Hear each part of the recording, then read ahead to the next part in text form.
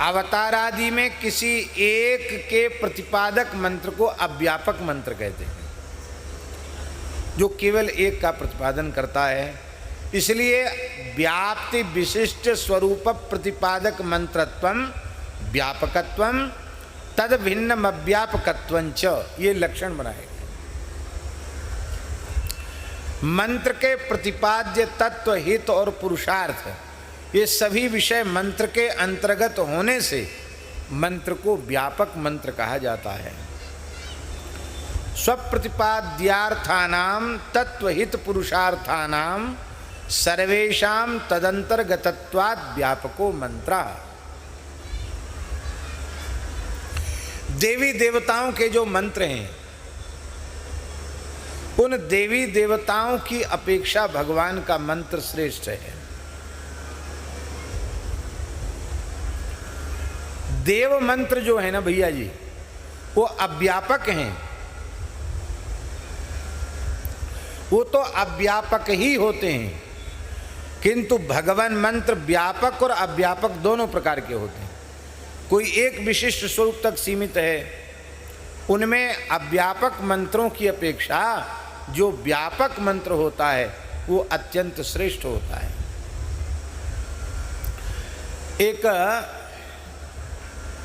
साधक थे महाराज जी, एक साधक थे, उन्होंने अपने गुरु महाराज की आज्ञा से अष्टादशाक्षर गोपाल मंत्र का पुरस्चरण किया,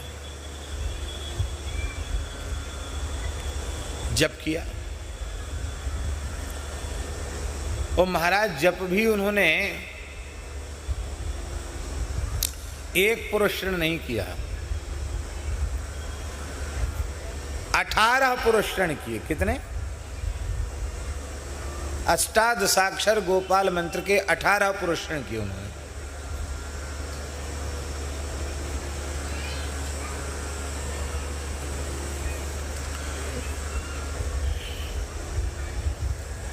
भगवान का प्रत्यक्ष दर्शन नहीं हुआ,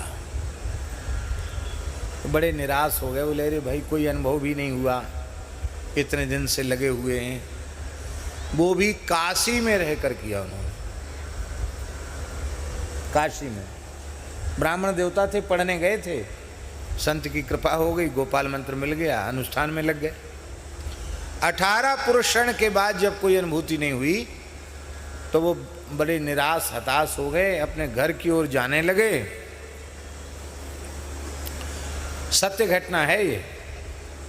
वो पैदल जा रहे थे तो उन्होंने क्या देखा कि एक व्यक्ति पेड़ के ऊपर चढ़ा है लकड़ी काटने के लिए,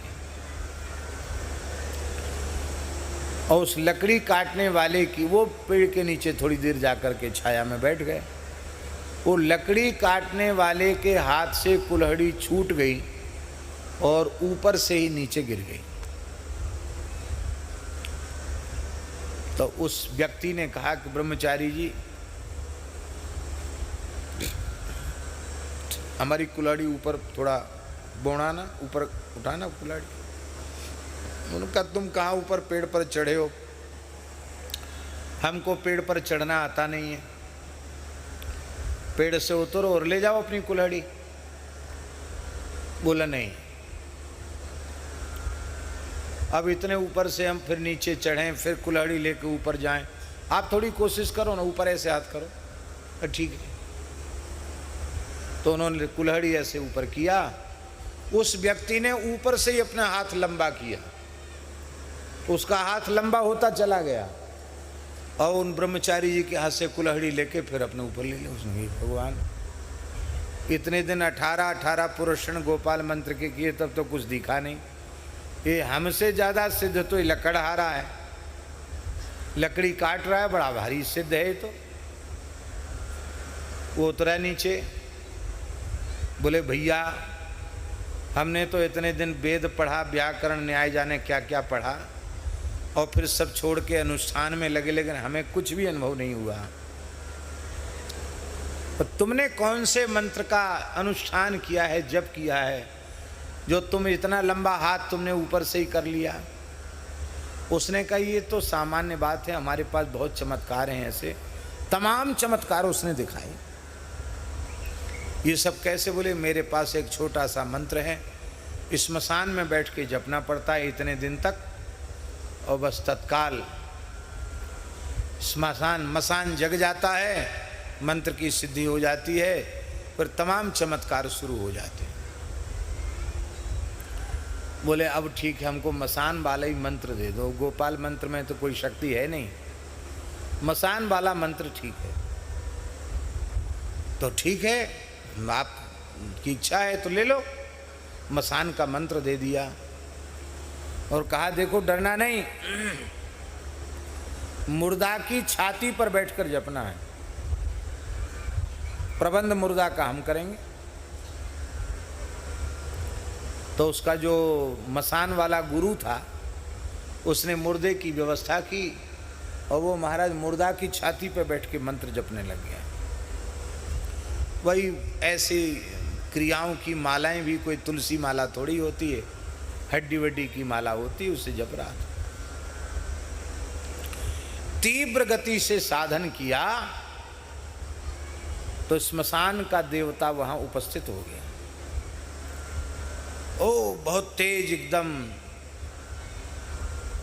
एक विलक्षणता प्रकट हुई और लगा के पीछे कोई शक्ति प्रकट हो गई है। कहा मैं बहुत प्रसन्न हूं, वरदान मांगो। तो उसके गुरु ने बता दिया था कि जब वो कहे शक्ति के वरदान मांगो तो कहना बस तुम हमारे बस में हो जाओ और हम जो तुमसे कहें वो काम करो और हम जो चमत्कार चाहें वो चमत्कार हमें हो, यही सब बोल देना उसको। वो फिर शक्ति तुम्हारे अधीन होकर काम करेगी। तो उसको याद आया कि गुरु ने कहा था कि शक्ति सामने आएगी, पर शक्ति सामने क्यों नहीं आ रही, पीछे क्यों खड़ी है? तो उन्होंने कहा भाई तुम पीछे क्यों खड़े हो, आप आगे आओ, हम दर्शन करना चाहते हैं आपका। उसने कहा कि भाई तुम अपना वरदान मांग लो, हम आगे तुम्हारे नहीं आ सकते। क्यों? बोले तुमने गोपाल मंत्र का जप किया है, इतना तेज, इतनी शक्ति तुम्हारे भीतर आ गई है कि मैं तुम्हारे सामने पड़ूंगा, तुम्हारी दृष्टि पड़ते ही जलकर भस्म हो जाऊंगा। मैं तुम्हारी दृष्टि को सहन नहीं कर सकता, पर तुमने स्मशान मंत्र का जप किया है, इसलिए तुम जो चाहो सो मांग लो। ब्रह्मचारी ने कहा आप पधारो, हमको कुछ नहीं चाहिए। रोने लगा, हाय हाय भैया, ये चमत्कार तो जादूगर भी बहुत करते हैं। राम राम करने वाले, महामंत्र, विजय मंत्र, राम मंत्र, कृष्ण मंत्र, नारायण मंत्र जपने वाले, इनमें एक एक मंत्र के जप से कितनी शक्ति उत्पन्न होती है, इसको हम तुम नहीं जान सकते। वो कभी व्यर्थ जाने वाला नहीं। इसलिए वैष्णव मंत्र से बढ़कर कोई मंत्र नहीं है। बहुत ध्यान से सुने।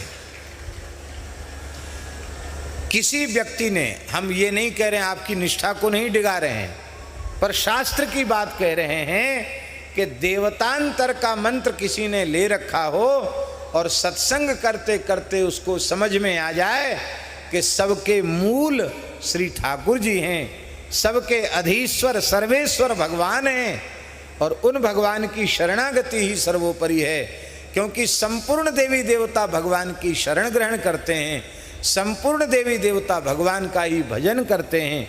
ये बात समझ में आ जाए और समझ में आकर फिर किसी वैष्णव सदगुरु की शरण में जाकर वो मंत्र ले ले तो उस देवी देवता की दीक्षा के त्याग का दोष उसको नहीं लगेगा, क्योंकि जिस देवता की वो भक्ति कर रहा है, जिस देवता के मंत्र का जप कर रहा है, वो देवता भी तो भगवान का ही मंत्र जापक है। उसमें भी जो अपने उपासक की कामनाओं को पूर्ण करने की शक्ति आई है, वो भगवान की कृपा से ही आई है। इसलिए देवतांतर का मंत्र लेने वाला वैष्णव मंत्र ले सकता है, किंतु वैष्णवी दीक्षा लेने के बाद फिर इधर उधर भटकना नहीं चाहिए कि हम तुमको अमुक मंत्र दे देते हैं, इस मंत्र से तुमको अमुक चीज प्राप्त हो जाएगी, अमुक वस्तु प्राप्त हो जाएगी। जो लोग जपते हैं बड़े अच्छे हैं, उनको हम प्रणाम करते हैं, किसी की निष्ठा को हम डिगाते नहीं हैं।